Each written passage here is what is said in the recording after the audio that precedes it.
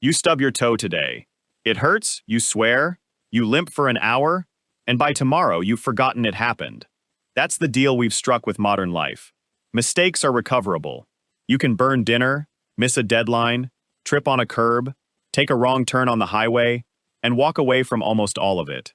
Now go back 40,000 years. Same toe, same stumble, except this time you're barefoot on a riverbank, a day's walk from anyone, and that small cut you didn't notice has just opened a door that nothing in your world knows how to close. No antibiotics, no stitches, no hospital, just you, an open wound, and a clock that started running the second the skin broke. And here's the thing that should genuinely unsettle you. That's not even close to the worst way to die back then. Stone Age life was a minefield, disguised as ordinary Tuesday, and the mistakes that got people killed weren't usually dramatic. They weren't lion attacks or tribal warfare, though those happened too. Mostly, it was small stuff. Boring stuff. The kind of stuff you do without thinking 5 times before lunch. Let's go through exactly how thin that margin was, layer by layer. Because once you see the whole picture, you'll understand why the average Stone Age lifespan looked the way it did. And it wasn't because people were fragile. It's because the world simply did not forgive. Start with the most unglamorous killer in human history: infection. Right now, if you cut yourself on a rusty nail, you barely think about it. Maybe you rinse it, maybe you don't. Your immune system handles 99% of the threat, and if it doesn't, a course of antibiotics finishes the job in days. In the Stone Age, there were no antibiotics. There wasn't even a concept of bacteria, no understanding that the redness spreading around a wound was a sign of anything beyond bad luck. A small cut from a sharp rock, a thorn, a fish bone, an animal bite, any of it could become infected within 48 to 72 hours, and once an infection set into soft tissue with no way to drain it, no way to fight it chemically, the body was left running the entire defense on its own, with no backup. Researchers studying skeletal remains from Paleolithic sites have found something sobering. A disturbingly high percentage of adult bones show evidence of healed fractures and infections that clearly came close to killing the person, sitting right next to bones from individuals who didn't survive nearly identical injuries. The difference between the two groups usually wasn't the severity of the wound. It was luck, location of the cut, and how fast a fever set in.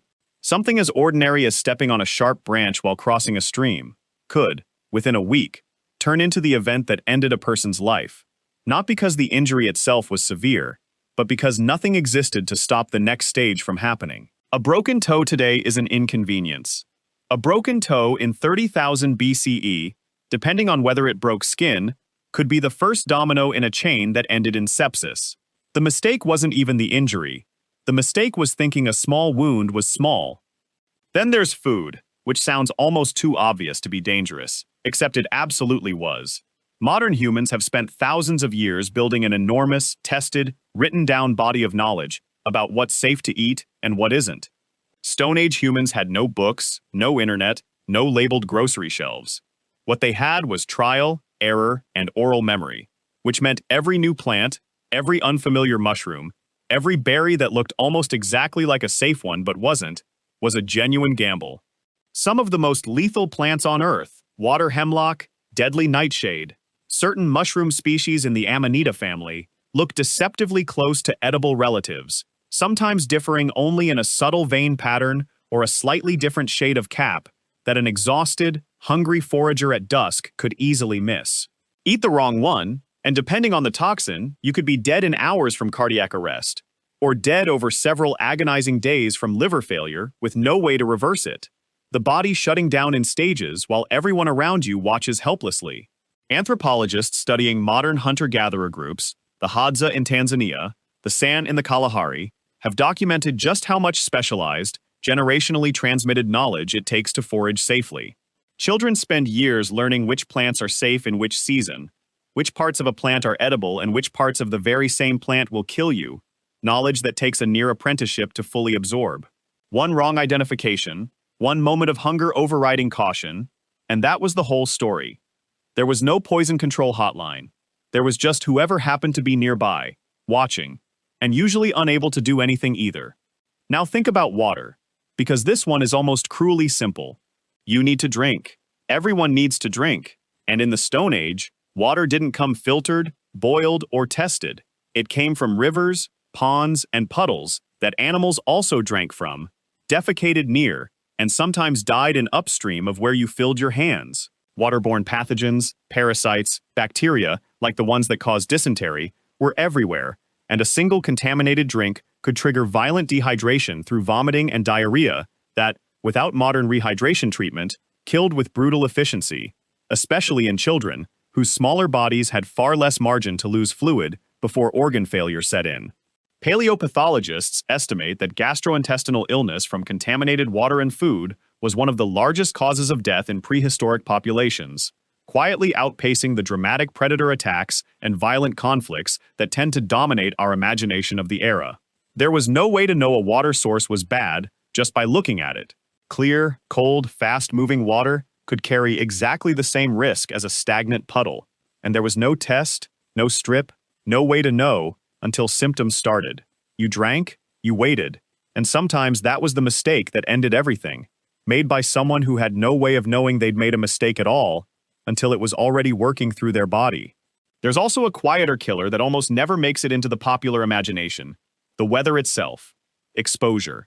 A sudden temperature drop, a soaked hide left to dry too slowly, a hunting trip that ran long and got caught by an early storm. Any of it could tip into hypothermia far faster than people expect, especially after the sun went down and body heat had nowhere to recover from. There was no synthetic insulation, no waterproof gear, no weather forecast warning you a front was coming in 3 hours before it hit. Misjudging how long a journey would take, or how fast conditions could turn, was a mistake measured in hours, not days. A hunter who pushed half a day further than usual chasing a wounded animal, confident he'd make it back before dark, could find himself caught in dropping temperatures with wet clothing and no shelter, and that single overconfident decision, made in the heat of a good hunt, was sometimes the only mistake that mattered. Archaeological and ethnographic evidence from cold climate hunter-gatherer groups consistently shows exposure and hypothermia as a leading cause of death during seasonal transitions, the moments when people misjudged just how unforgiving a single bad night could be. It wasn't dramatic, it was just cold, slow, and quiet. And by the time anyone realized something was wrong, the window to fix it had usually already closed. And then there's the mistake that sounds almost embarrassingly small: getting separated. Group cohesion in the Stone Age wasn't a social nicety, it was load-bearing infrastructure for staying alive. A hunting party that split up, a child who wandered slightly too far from camp, an injured traveler who fell behind the group's pace. All of these represented a catastrophic spike in risk, not because lone humans were instantly doomed, but because every single advantage humans had: group defense, shared knowledge of terrain, the ability to carry an injured person back to camp, evaporated the moment you were alone. Predators specifically target the isolated individual because group defense is what makes humans dangerous to hunt in the first place, and a single person, however skilled, simply could not replicate what a group provided. Even something as small as following a wounded animal a little too far from the rest of the hunting party, just to finish the job, just to not lose the kill, could put real distance between a person and the only safety net they had. Getting lost wasn't just inconvenient. It was statistically one of the most dangerous things that could happen to you, because it stripped away the only real defense system Stone Age humans had: each other.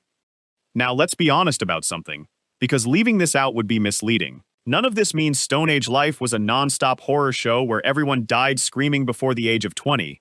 That's a popular myth, and it's wrong. A lot of the low average life expectancy numbers people cite are skewed heavily by infant and child mortality, which was extraordinarily high and drags the average down dramatically. If a Stone Age adult survived childhood, there's solid evidence they could live into their 50s, 60s, even older, particularly in stable, resource-rich environments. The danger wasn't constant. It was concentrated. Most days were ordinary: foraging, tool-making, childcare, time around the fire. The real story isn't that Stone Age humans were careless or unprepared. They were remarkably skilled, holding generations of hard-won, specific survival knowledge most modern people couldn't replicate without years of training. The problem was structural. They were running an incredibly sophisticated survival system with zero backup, no emergency room, no antibiotics, no clean water on tap, no weather alert buying you 3 extra hours to get home. Every safeguard that makes a modern mistake forgettable simply didn't exist yet. Today, you can misjudge a storm, eat something questionable, or wander off the trail and walk away with a story. 40,000 years ago, any one of those was a coin flip with your life on the table. The mistake was never the hard part. Surviving it was.